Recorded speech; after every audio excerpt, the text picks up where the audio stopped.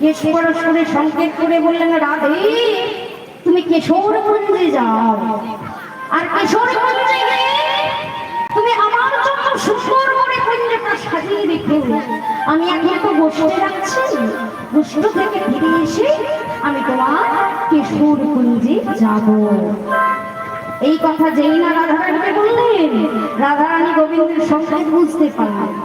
বুঝতে পেরে কেশরগঞ্জে গেলেন, আর সুন্দর করে মনের আনন্দে সখীকে সঙ্গে নিয়ে নানান ফুল নিয়ে এসে ধূপ জেলে দিতে জেলে গোবিন্দের জন্য বড় অনুরাগ দিয়ে কুঞ্জটা সাজিয়ে দিত।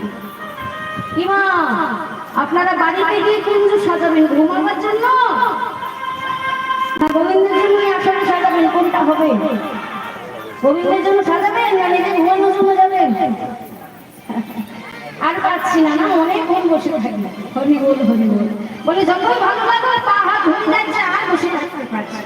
একটু পাটা মিলে বসবেন, তাও ভালো হবে। একদম চলে যাওয়া হবে না। এমন সুন্দর করে আমরা গোবিন্দের জন্য কুঞ্জটা সাজাবো, তবে না আমাদের কুঞ্জে মাঝে গোবিন্দ আসবে। কি বাবা, তাই তো? একটু সকলে জল করে উলুন ধরে নেই কুঞ্জে সাজাবো। হরি বল।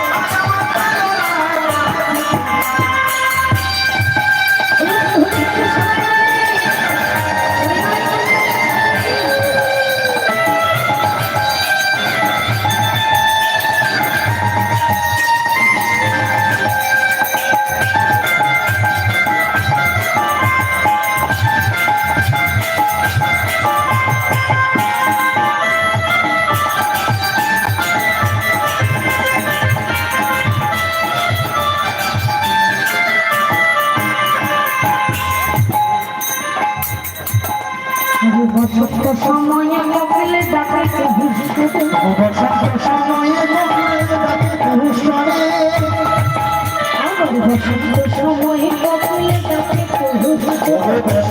সময়ে কপিলে ডাকাইতে